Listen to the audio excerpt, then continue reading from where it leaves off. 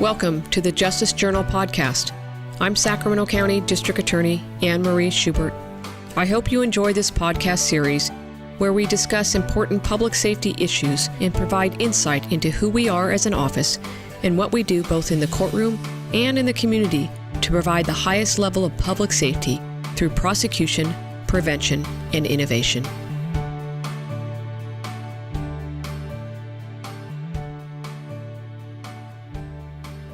Welcome to the Justice Journal podcast. I'm Shelley Oreo.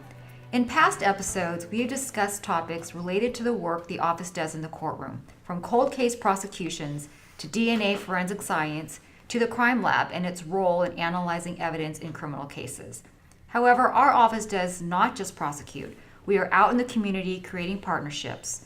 So today we're going to focus on an example of the work the office does in and with the community by focusing on an untraditional approach to resolving and preventing crime at Motel 6 properties throughout Sacramento County and creating a win-win situation through a unique partnership with a national corporation. I'm joined by Assistant Chief Deputy District Attorney Natalia Luna, Deputy District Attorney Ron Linthicum, and Deputy District Attorney Joy Smiley. Welcome, Natalia, Ron, and Joy. Thank you. Thanks for having us. Natalia, can you introduce yourself and give us a brief overview of your division and the unit within your division we'll be talking about today? Sure, Shelley. As you said, my name is Natalia Luna. I'm an Assistant Chief Deputy District Attorney here in Sacramento County. I've been in the office for over 35 years, born, raised in Sacramento, and always knew I wanted to be a prosecutor. Basically, for one of the main reasons is to serve my community and make sure that victims are heard. And so I'm very happy to be here. In 2015, Anne Marie Schubert became a DA, and she did something that was pretty remarkable in my mind. She, as a result of speaking to people out in the community, saw the need and the viability of creating a division in our office in which we can go out and work within the community to increase community engagement, to maximize our office's prevention and education outreach, as well as strengthen public trust. And in that process, she made me a bureau chief. And so that's kind of the overview of who I am and what I do here. What exactly does CGR do? What Community and Government Relations actually does is they hear from the community and they work within the community and other agencies to see how we can improve our community as well as educate and get our youth excited about the criminal justice system. And so through our Community and Government Relations Division, we've created a speakers bureau. And it's free to anybody within Sacramento County, any nonprofit organization that wants to get some information about the criminal justice system and who we are and what we do. We've created a youth academy, and it's been so successful that it's been expanded to 4 different regions throughout Sacramento County. We have a shadow day because we know it's important that if we want to reflect the community we serve, if we want to bring youth into the criminal justice system, we have to let them know what it's about. And so we've been successful in that area as well as, and students come in and see the criminal justice system at work. I'm also proud of the fact that we created an iSmart program, Internet Social Media Awareness Resources and Training, because we know our youth are actively, as probably I speak today, on their phones and social media, and we know that that can be a dangerous and scary place. And so we want to make sure that we can share with them, as well as their parents, what the consequences of that can be today, tomorrow, and in the future. And a couple of things that are very, very new. One is called We Connect. And with We Connect, we bring in our brand new lawyers that are just getting ready to get sworn in and pass the bar. And they actually go out into the community and work with community nonprofit organizations and get to know one-on-one different communities throughout Sacramento County, because we know we're so very diverse, and we know that it's very, very important for our young lawyers to learn about people, because they're going to be our witnesses, they're going to be victims, they're going to be our jurors. And hopefully they're going to be part of the criminal justice system as an employee. The other thing that we have is a new program, and I'm going to let my community prosecution team talk about that later, and it's called Understanding Your Rights. And then lastly, one of the things that we do, because we do a myriad of things under community and government relations, is we're creating an app called Youth and Community Connect. Because as a supervisor in the juvenile division, I've learned that there are many, many times when a parent needs help and they need support and they don't know where to get it. And they don't know where to get it nearby. And so we are working collaboratively with several nonprofit agencies, including La Familia, Always Knocking, and the Roberts Family Development Center, to create an application that's social media accessible in which we can help our community, our parents, our people in need, a direct connection to these nonprofits. Community and government relations also works with respect to legislative issues that impact the criminal justice system, and specifically Sacramento County. So I'm also responsible for that. But I would say that one of my biggest loves that's very, very near and dear to me is our Community Prosecution Unit. I was a community prosecutor in the year 2000 for about 6 years, and I understand the need in which our community prosecutors are assigned specifically out into the community in specific geographical areas. And the great thing about that is they're seasoned prosecutors. They're able to work within the community and use the knowledge and experience that they've learned within our office to help the community and serve the community. And I actually have some folks that can share more information with you. Ron and Joy, I'm going to bring you in at this point. You are currently two of our community prosecutors. Can you talk about what it's like to be a community prosecutor? Sort of a day in the life of what you do on a regular basis and how you work with community and different public agencies. Sure, Ron, you go. Yes, my name is Ron, and I just wanted to say I had a great advantage when I started in this unit about 4 years ago. I came in to a unit where Natalia Luna had kind of been a groundbreaker. She had started in 2000 and had been a very successful community prosecutor, and my partner, Joy Smiley, has years and years of experience as well, so I really learned so much from both of them. But really, the Community Prosecution Unit is the only unit in the District Attorney's Office that really is focused on looking forward and preventing crime in the future, because most of our units are, we get a police report and we prosecute a bad guy and we put him in prison, which does a great thing because it sure prevents crime because the offender won't reoffend. But what we do is we identify community issues, we listen to the public, we listen to what's going on in the community from the people, and we identify areas that need help. For example, we had an apartment complex that had built units without heat. We had many code violations. We had rats, we had cockroaches, we had all kinds of terrible things going on at the apartment. And we actually worked with code enforcement and our partners, and we tried to get the owner to fix the problems, but he wouldn't. So eventually what we did is we prosecuted that individual criminally, and we convicted that person of crimes. And it is a crime to operate a public nuisance, and it's a crime not to abate code issues and zoning rules and problems. And so that's some of the stuff that we do. The best thing about community prosecution is that they're able to address issues and problems that affect the community every day. It's not the murders and the robberies that Joe Citizen is normally concerned about. It's the person that runs through the stoplight or through the stop sign, or the drug house on the corner, or the person that's constantly impacting a small businessman's business. And these are the types of things that may not come through the regular criminal justice system process, but that have such a detrimental and negative impact on the community, that the community prosecutors are out there that are able to work on these types of problems. So quality of life issues. Yes. Joy, do you have anything to add? Just that we don't really pick where we're going to work. We listen to what the community says. That being said, we could hopscotch all over the county and work here and there, and that's not really effective. You might be doing piecemeal work around the county. So we decided to focus on the major intersections, and Ron and I both work in the north area. So by focusing on the problems in the major intersections where we were getting lots of reports from the sheriff's department about problems there, we were hearing from business groups about problems, and we were hearing from citizens at community meetings near those intersections that the problems in the business area were affecting the residents behind those businesses.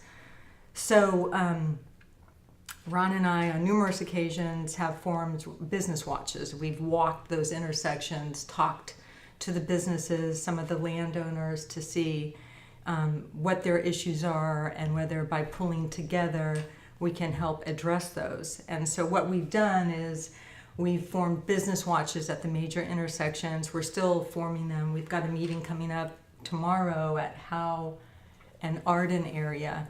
And we don't just meet with the businesses, we pull in the sheriffs, we pull in SAC PD, we pull in CHP. Those are our usual partners in the DA's office. But we pull in the building department, code enforcement, business licensing, ABC, you name it, we pull it in if it's necessary to address an issue. And it's very rewarding when you see improvement, that we hear that business is up, crime is down, or businesses are expanding. Strip malls are getting new businesses that want to go there because the gang problem's down, crime is down. I would like to add too that Joy and I originally came from just a regular prosecution unit, which is just a great job because you put away people that hurt other people, and I think that's what sort of drove all of us to get into this field. Joy and I work with businesses and communities, and we listen to what they say. And the thing that is most shocking is they don't talk about murders, the rapes, the burglaries. They talk about things that really affect their everyday life. The people on the corner who are vandalizing their business, vandalizing their property, stealing from them, kind of the low-level stuff. And we were very proud to start a program. Natalia was very forward-looking in this. We started a program called the Chronic Nuisance Offender Program. And it was dealing with really those low-level crimes that we don't think that would really have such great impact, but when they're committed every single day in the same locations, we really came to realize that those businesses needed help. So the Chronic Nuisance Offender Program was designed to really try to get to the underlying root of what's causing these issues, what's causing this person to commit these offenses every day, take them out of that location, get a stay-away order from the court, but also try to get them help through counseling, drug treatment, etc. So that's a program that we're very proud of. We also, I did want to say, we work in geographical areas. And Joy and I are assigned to 110 square miles of the North County. And we work closely with Susan Peters' office and Sue Frost's office. We have South Community Prosecutors that work closely with the Board of Supervisors there. And we have Rancho Cordova as well, and the downtown corridor. So I did want to say that we work with so many partners, whether it's the sheriff, code enforcement, building department, and most importantly, probably, or very important, is the Board of Supervisors, who really have the voice of the people and the power behind them. It sounds like the issues are brought to your attention through community meetings and through businesses. Is there other ways that the community can bring issues to your attention or any other agency's attention? Well, sometimes we hear through the Speakers Bureau that there's issues, and we go out and speak to citizens groups. Other times county agencies get complaints from the community, and the county agencies think, oh, we could use a community prosecutor to help on this. So we do prosecution of nuisance properties, but like Ron said, we also do the proactive, preventative stuff. We also came up with a program called Understanding Your Rights, which is working with new immigrants. We saw issues from the community. It was in the newspaper that they were new immigrants, refugees were having problems where they were living. They were living in, basically slumlord situations and dangerous places. So our office reached out to Highlands Charter School and other agencies to come up with a program to teach these immigrants, the new ones, what their rights are in terms of housing, as well as their constitutional rights, how to interact with the police. Yes, and the city attorney, the Sacramento County City Attorney's Office has really backed us up on this. Code enforcement, we really work closely with all of our partners in doing this program. And we, as I had mentioned, we did prosecute a person who really had a substandard apartment complex. And we really noticed that some of these, Joy used the term slumlords, were moving out the local citizenry and moving in refugees. And we really became concerned that they were doing that in an effort to not fix their substandard housing. So that sort of led us to doing this Know Your Rights. And we've had just tremendous feedback, and it has been a real pleasure to work with the Highland Charter School. I want to now focus on one particular example that I think really shows how thinking outside the box, working collaboratively, can be a win-win situation for everybody in the community. So I'm talking about the Motel 6 Memorandum of Understanding, which we'll call the MOU. Ron and Joy, from the perspective of your work as community prosecutors, can you talk through what happened and how issues were called to your attention, which then led to the Motel 6 MOU? Well, I can say that in working in the North County, we work closely with the Sacramento County Problem-Oriented Policing Unit, and they're sort of the point of the spear law enforcement guys who do stuff very similar to what we do. And it was kind of common knowledge that the Motel 6 in our location was crime-ridden, filled with drug users, every kind of prostitution imaginable, and it was kind of known as the watering hole by the sheriff's department, because if they wanted to go make an arrest, they knew right where to go, because so much crime was occurring there. And we began to realize, wait a minute, the calls for service at the sheriff's department are really, really high at this location, meaning that the sheriff is spending great amounts of their resources and time at one location, and thereby depriving other sections of our district to law enforcement.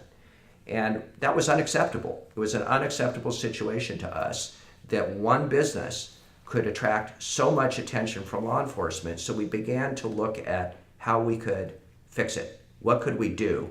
And then that led to us discussing with Natalia and the city attorneys about possible solutions. Right. We found out we have team meetings weekly, and we heard from Hillary and Rochelle in the South area. There are community prosecutors, Hillary Bagley, or they were Rochelle Beardsley, that they were having big problems with their Motel 6. And I said, well, we were having problems with one of our Motel 6s back in 2014. We started having talks with one of the Motel 6s in the north. And they took steps that we suggested to abate their crime problems. They took some of the steps, but not all of the steps. Then in October 2014, Deputy Danny Oliver was killed in another Motel 6 in the north area. So at our team meeting, we found out that everybody was having problems. So we reached out to the city attorney's office, Sacramento. Turned out they were already involved in an informal agreement with Motel 6 that was not working, so they were eager to work with the district attorney's office. And then I think Natalia spoke with Rancho Cordova city attorney. That's correct. The one thing is, I think that you can hear that weaves throughout this entire conversation is collaboration. The goal of CGR and our community prosecution and the thought behind all of it is that we're stronger together. And so we work very, very hard to bring in our criminal justice partners, our community partners, our government agency partners, because we all bring something important to the table. And so when we realized that it was not just a county jurisdictional wide issue, but a city issue within the city of Sacramento and Rancho Cordova. The thought behind it all is then let's do something jurisdictional wise, because if this looks to be something that's allowed to happen, we'll call it a negative business model, then it's something that we need to address collaboratively. And as a result of that, we got the approval and the full support of Anne-Marie, our DA, in terms of putting something together. We work very, very, very, you can hear me stress, very closely with the city attorney's office, with Gustavo Martinez and Bo Parkhurst, who we worked hand in hand with respect to what are we going to do and what our process would be.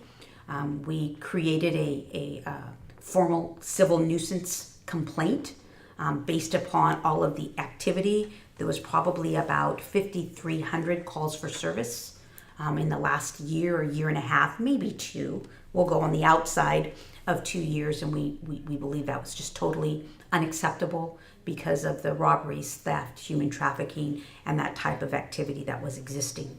And so as a result of that, what we did was sent a letter to Motel 6 Corporation, letting them know that this is what our concerns were, this is what the issue was, and this is what our plan would be. And as a result of that, we invited all of our partners, including the city police department, the sheriff's department, Rancho Cordova, our code enforcement, because there were issues that existed throughout, I believe, fire, and we had a meeting at our office, and Motel 6 Corporation came with their lawyer. Join us for our next episode when we talk about how these issues at Motel 6 properties were resolved through the creation of a Memorandum of Understanding and the many benefits that resulted from this MOU. Thank you for listening, and I hope you enjoyed this episode. You can find all of the Justice Journal podcasts on our website at sacda.org, iTunes, Google Play, and YouTube.